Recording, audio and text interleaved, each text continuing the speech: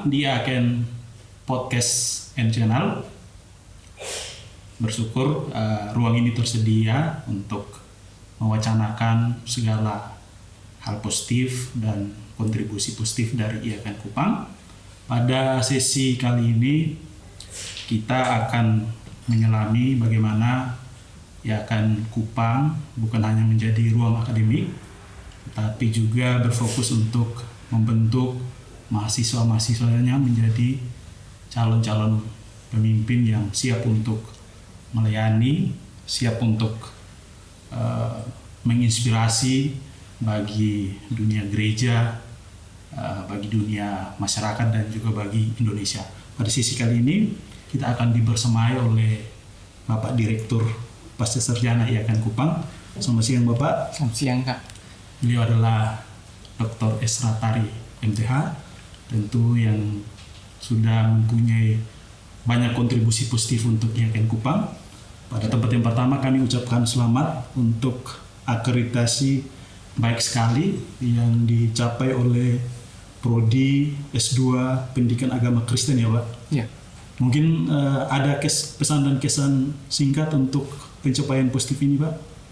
Baik, terima kasih Kak Umbu. Terkait dengan pencapaian ini tidak terlepas dari dukungan para pimpinan dan juga teman-teman dosen yang lainnya dalam membersamai dan mendukung untuk mencapai akreditasi baik sekali ini.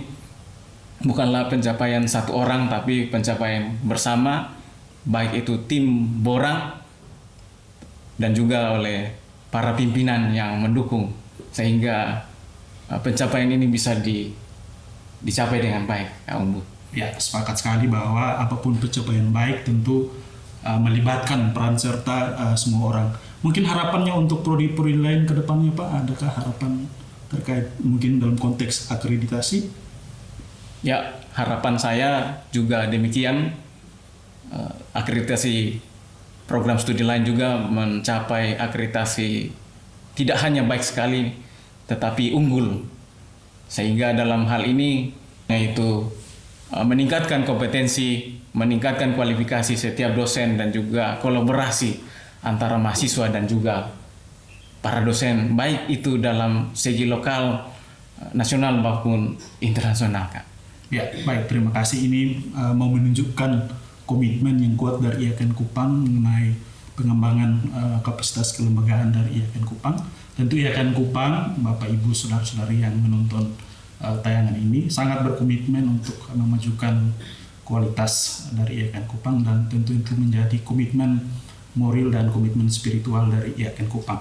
Baik, kita akan masuk pada tujuan sesi kali ini yang ingin membahas bagaimana Iaken Kupang tidak hanya menjadi ruang akademik, tetapi menjadi ruang bertumbuh dan berkembang bagi mahasiswa-mahasiswa Iaken Kupang.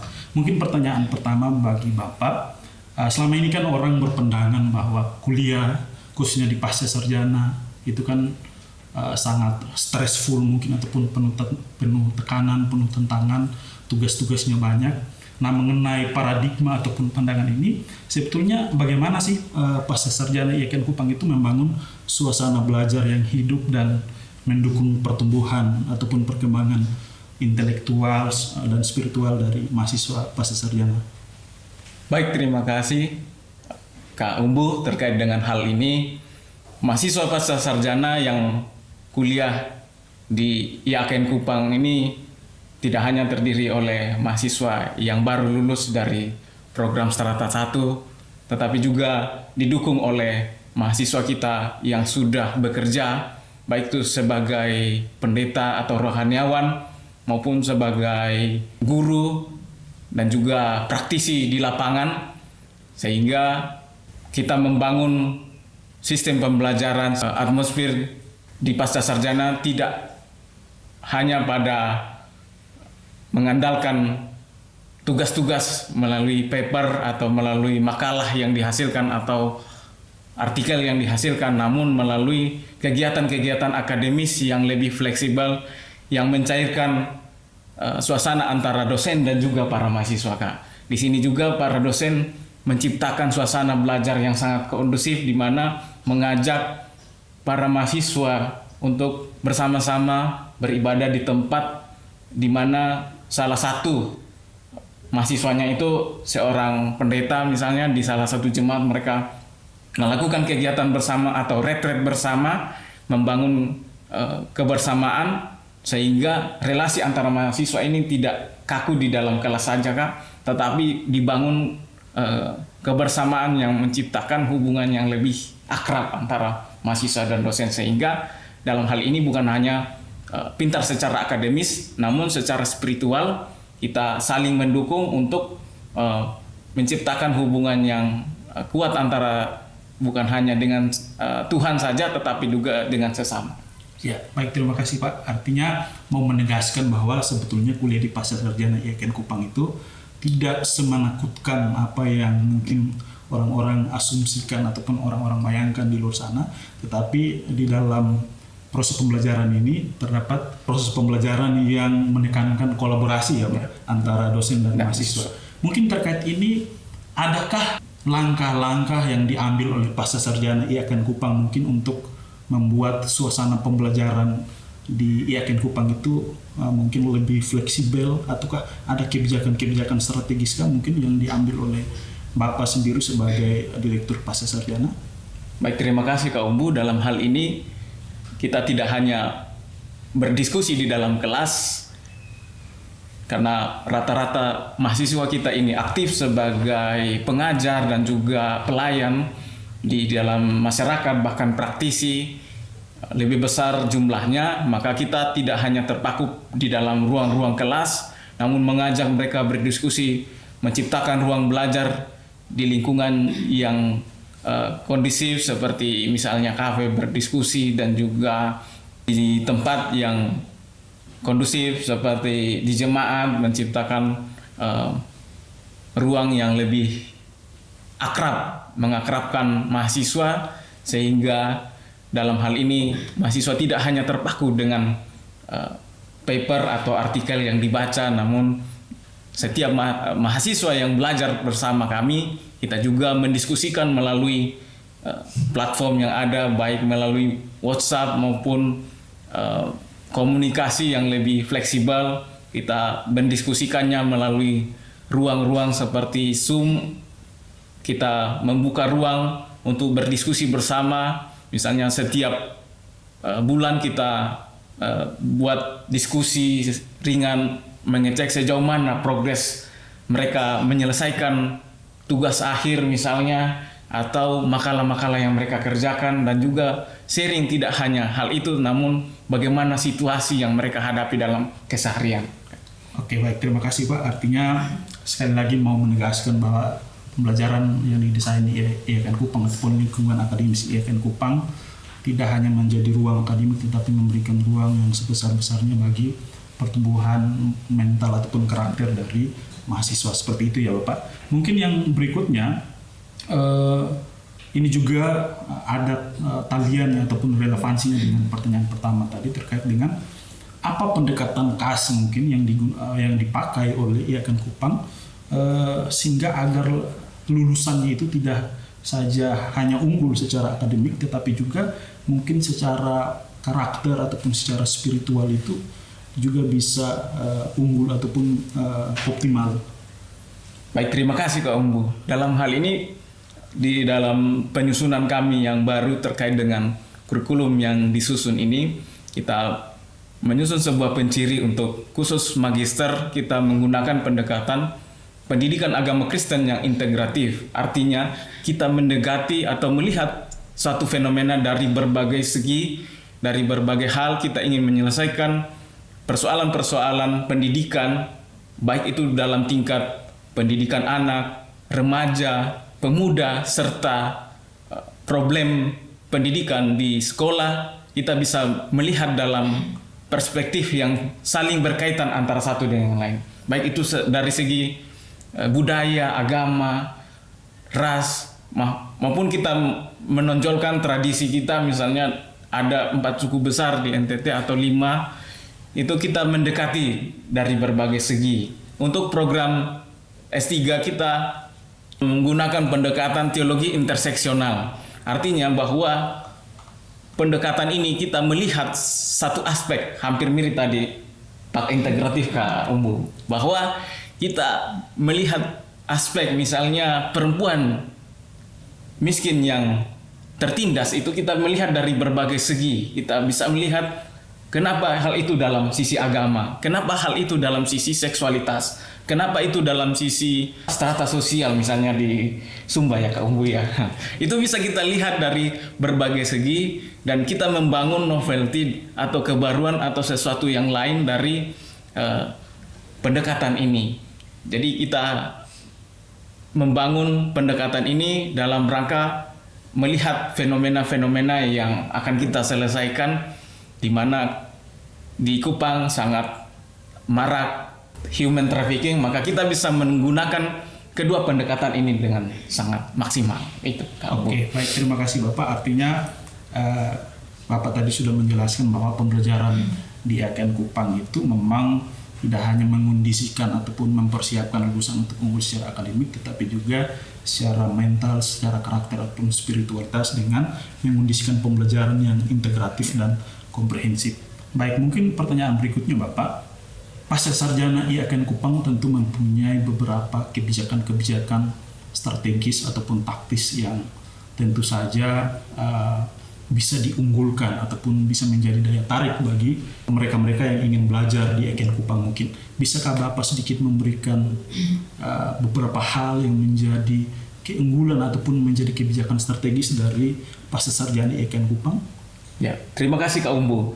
Dalam hal ini saya mulai dari program Magister PAK Kak Umbu, bahwa seperti di awal diskusi kita tadi bahwa beberapa hari yang lalu kita menerima berita sukacita, kita mendapatkan peringkat baik sekali Kak Umbu. Ini salah satu hal yang baik bagi kita dalam rangka peningkatan mutu sumber daya manusia di Nusa Tenggara Timur Kak Umbu. Di sini para dosen juga kita berikan kesempatan, berikan pembelajaran di mana mereka meningkatkan kapasitas dan kompetensi Kak Umbu. Di sini juga bukan hanya kapasitas pribadi tapi juga kapasitas bersama.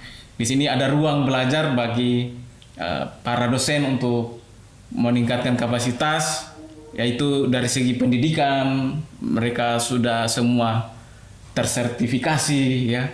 Dari segi penulisan artikel atau penelitian, rata-rata dosen kita sudah sebagai peneliti nasional, bahkan kita dorong untuk meneliti secara internasional sehingga mahasiswa atau calon mahasiswa bisa tertarik untuk bergabung belajar bersama kita.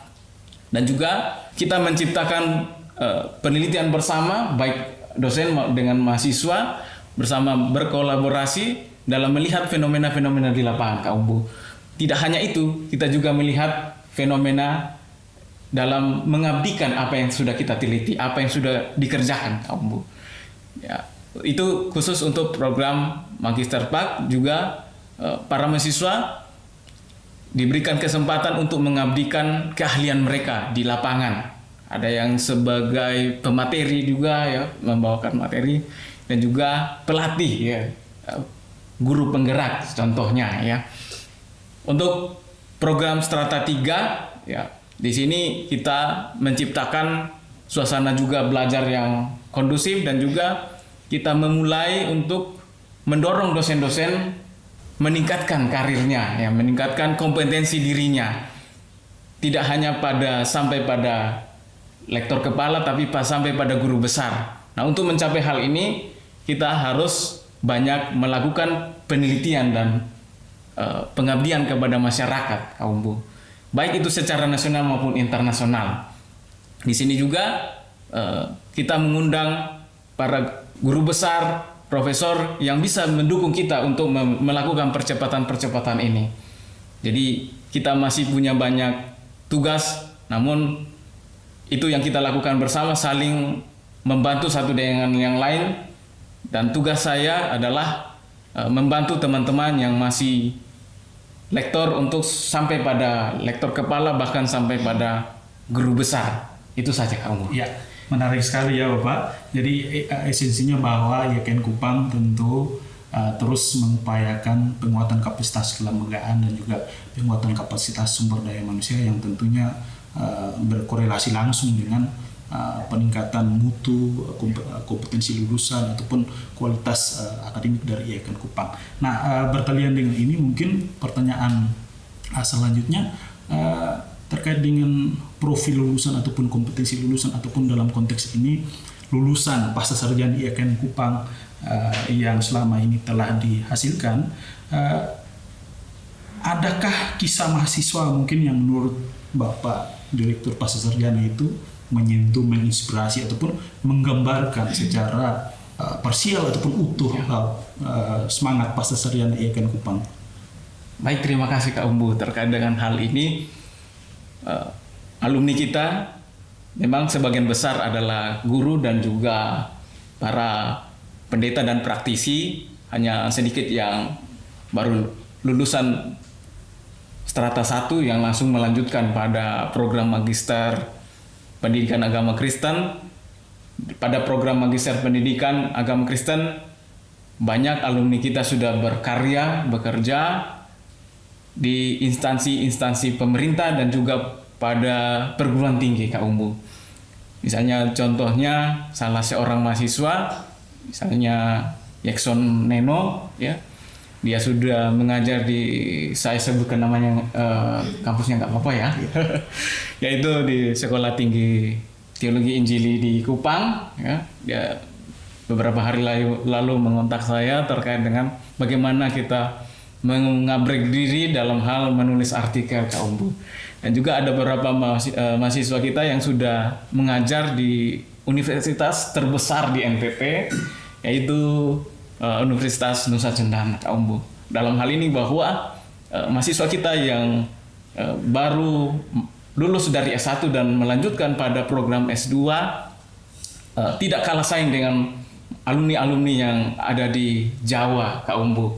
Dan juga satu angkatan dengan Kak Umbu yang lulus sebagai dosen di IAIN Kupang, itu adalah alumni kita S2 Magister Pendidikan Agama Kristen. Dan ini suatu kebanggaan bagi kita bahwa kita komitmen untuk meningkatkan kapasitas, kompetensi, sumber daya manusia di Nusa Tenggara Timur ini. Untuk program S3, memang yang bergabung rata-rata dosen dan juga yang menariknya bahwa ada pater atau romo yang bergabung dengan kita, belajar bersama, mengembangkan kompetensi mereka dan meneliti ya terkait misalnya bagaimana mengkolaborasikan antara budaya dengan Injil, Kak Umbu. Itu ya. Terima. Artinya pembelajaran kompetensi lulusan yang dihasilkan oleh IAIN Kupang kontekstual, relevan dengan kebutuhan masyarakat, gitu ya, Pak. Ya. Oke, baik.